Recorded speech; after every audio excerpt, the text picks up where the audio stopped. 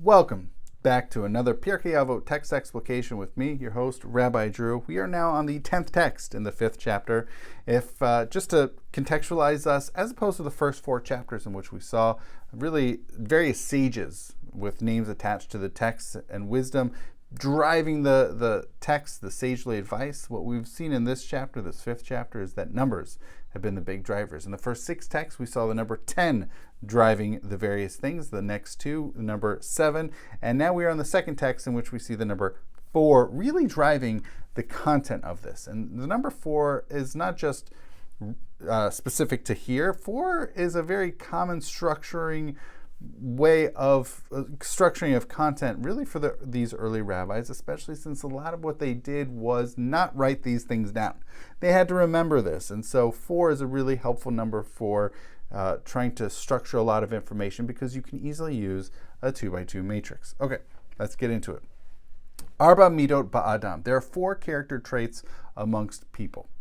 The first is ha'omer shali shali v'shalcha shalach. Zo midot benonit. One who says, what's mine is mine, and what's yours is yours. This is a common person. This is an average person. This is pretty much normal, right? It's mine is mine, yours is yours. Fair enough.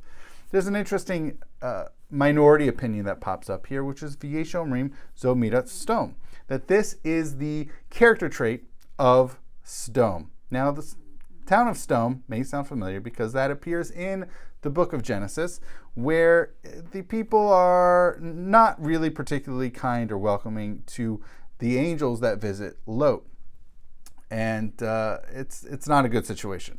Now, the rabbis understand this as basically saying it's not just about what happened in the biblical story, but they understand what happened in the biblical story as relating to Sdom being, they just want everybody to kind of be the same.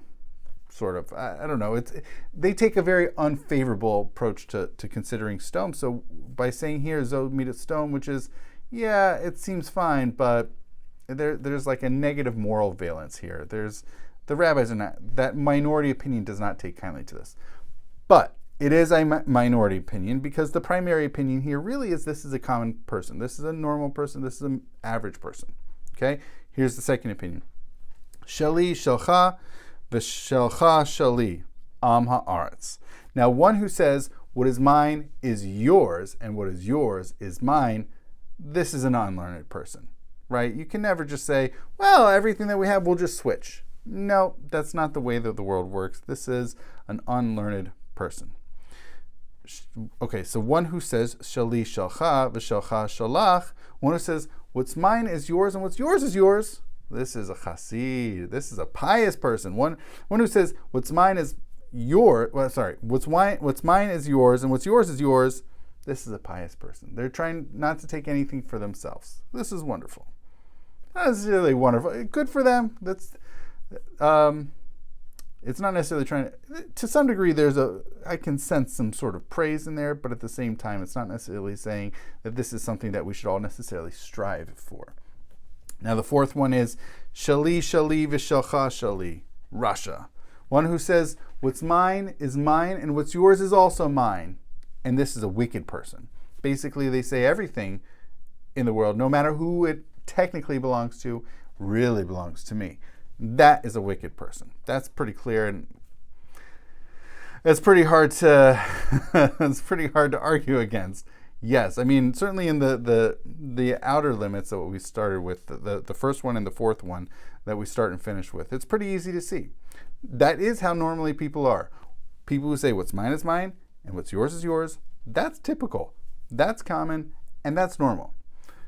Finishing off, of course, it's incredibly abnormal and also dangerous to society by anybody who just runs around saying everything belongs to them, even things that really do belong to other people. That's bad for society. That's a wicked person. And then, of course, we have these two middle things that you might switch things around, right? You have the Am Ha'aretz who says, no, everything, it's flipped. What's mine is mine. What's mine is yours. Yours is mine. That's not the way things work, and it gets confusing, and it's unwise to be generous.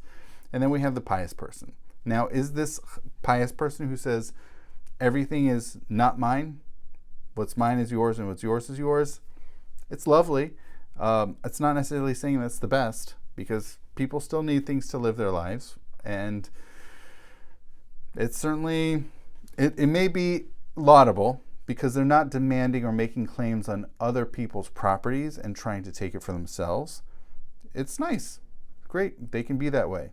But understanding that still sort of the standard here is going back to that very first line. What's mine is mine, what's yours is typical. So these are the 4 characteristics of people. Certainly it seems specifically with regard to possessions, to items. So, okay. Well, I hope that was helpful, and we're going to stay tuned as we continue on with the number 4 in this series. Thank you so much for watching.